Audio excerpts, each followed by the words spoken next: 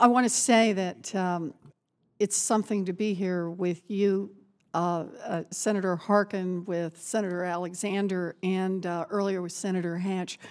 Truly giants in this field. Your work on the Americans with Disabilities Act is historic and truly changed this country. So thank you. And you will be missed when you go. But I'm glad you're here for 2 more years. We have a lot of work to do. You know, I also want to say this is a very personal hearing for me and very important on this work. I taught special needs children, was my first real paying job, and I love the work. And you know, I'll just say, teachers who teach special needs kids work hard, and special needs kids work hard. But it was always in the back of my mind, where do they get to go from here for all their hard work? And so a hearing that talks about how we open more opportunities for our young people who have worked for so many years to get themselves into a position where they will be able to do meaningful work is really important. And so I commend you for your work, Governor, and commend you, Mr. Chairman, for holding this hearing. I also hope, Governor, that you will indulge me if I brag on my governor from back in Massachusetts. He's the best. He is pretty terrific, isn't he? Because Governor Patrick, in the first 90 days after he became governor, put in executive orders that have resulted in an increase, about a 70% increase in the employment of people with disabilities in the executive branch of government. And I want to talk for just a minute, if I can, about 2 particular parts of what Governor Patrick did, just so we get some conversation about it.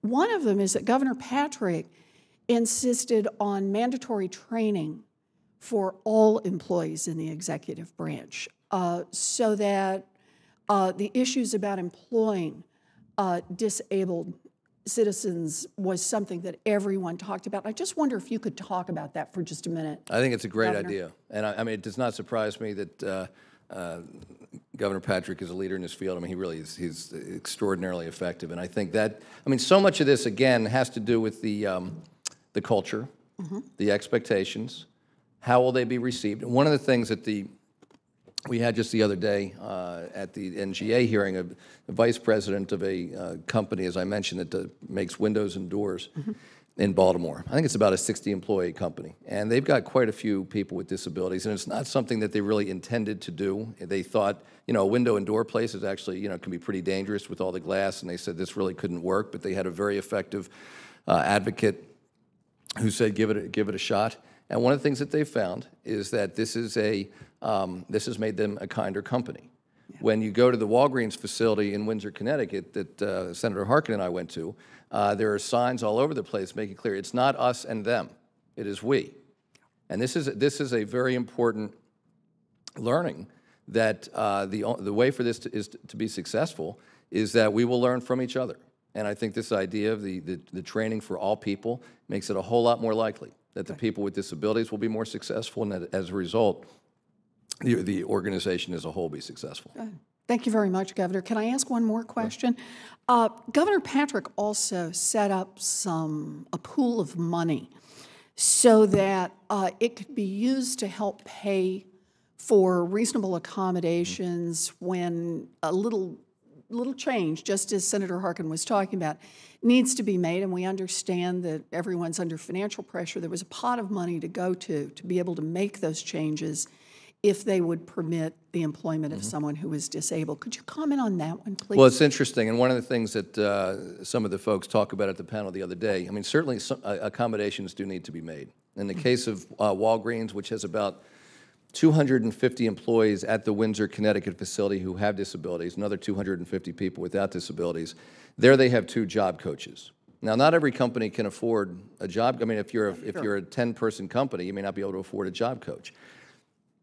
But what one of the companies the other day found is that the accommodations have ended up costing maybe $500 per employee. I mean, just not a big deal. They thought it would be a lot, but they've essentially, one of the things that they've found, they actually became a safer company when they brought in more employees with disabilities, because they really took a hard look at their processes, and they wanted to make sure that the people with disabilities were not injured, the improvements that they made actually made it safer for everybody else. And so the accommodations can vary considerably from place to place. I think it is reasonable to expect that some accommodation may have to be made, but it's also likely, if you really think about how you're doing your business, it may not be that expensive. And I also appreciate you bringing up the idea of employment in the public sector generally. Our initiative, while largely focused on working with businesses, also recognizes that we as state governments can be model employers as well, and we have to walk the walk. And there are lots of opportunities in governments, whether it's state, federal, local, where we can provide these employment opportunities. And I think it's easier, frankly, to go to businesses to encourage them to do the right thing here when we can say, here are some of the steps that we're taking within our own government, and it's working for us. Okay. Well, thank you very much, Governor. Thank you for the pivot to what would have been my third question, but I would have been out of time. And thank you very much for your work, and greetings from Governor Patrick. Give my best. Senator Warren. Thank you, Mr. Chairman. I just want to say, Ms. Boone and Dr. O'Brien and Mr. Uchida, thank you very much for the work you do. It's just terrific. It's inspiring, and like the chairman, I read your testimony. It was just terrific. I wondered if I could change the conversation, just move it in a little bit different direction. I've been thinking a lot about the vets who are returning from Iraq and Afghanistan and who have sustained injuries that make it difficult for them to find employment. And really more by happenstance than anything else, this morning I was meeting with a group of veterans and activists. We had the vet coordinator from Framingham State University. I had the vice commander of the Disabled American Veterans and the director of the Boston Firefighters Military Veterans Legion, and several others. And the first part of the conversation that they brought up was the frustration they feel with the Veterans Administration. They talk about delays, lack of engagement, that they feel like they're not getting the kind of support and that vets are not getting the kind of support they deserve.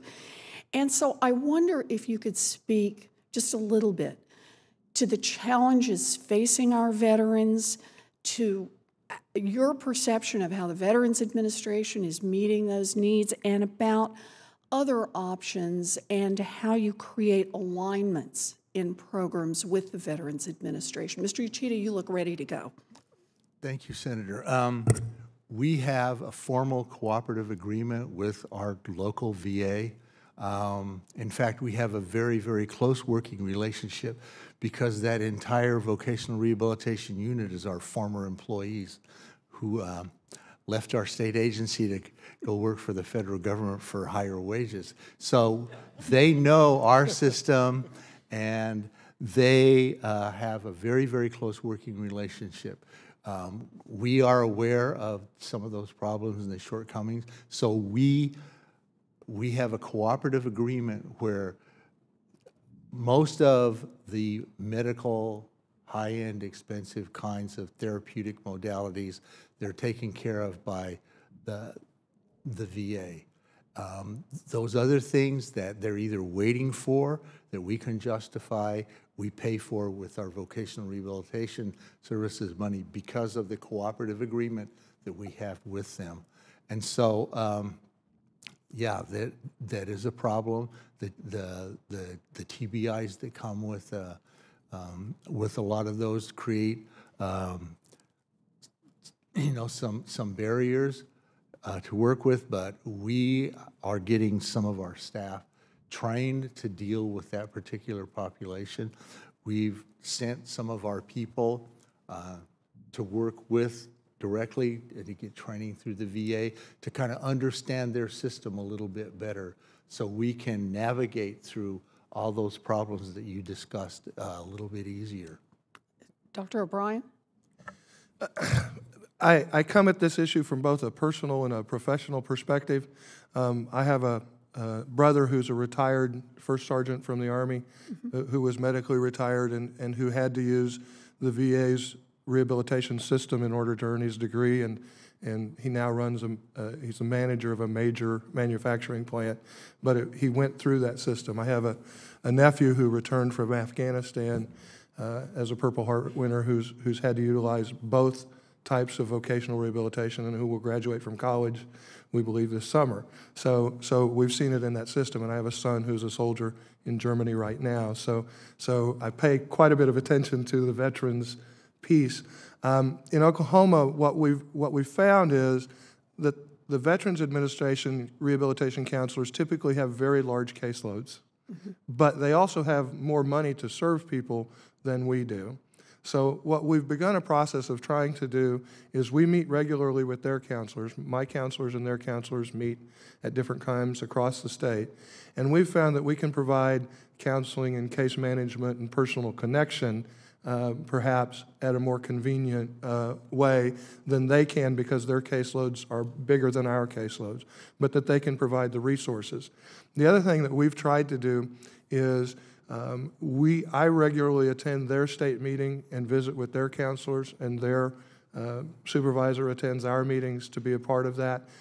We've not perfected the system, but what we've found is when we're at the table together, as often as we can get to the table together, we can find ways to pick up in the places where there are problems. Yes, it's still slow, but more people are being served, and more people are getting opportunity, and they're able to use both systems when we partner together, like we're trying to do in Oklahoma. Thank you. Mr. Chairman, I'm out of time, I realize. Would it be all right if Ms. Boone responded as well? Thank you. Fortunately, for the interest of time, there's not a person within the Division of Developmental Disabilities who has served in the military. So this is not a matter that I'm familiar with. Oh, well, that saved us on time. But thank you very much. I appreciate the responses. And I very much, though, want to underline what I think I was hearing, and that is you're working hard, but it is a problem that is nowhere near a solution yet, that our vets are waiting long, long time, and you're trying to piece things together to try to make it work for them. Would that be a correct summary? I think that there's a lot of people trying very hard, but you're right, it's not as efficient as it needs to be yet, but there are dedicated people focused on it. Fair enough.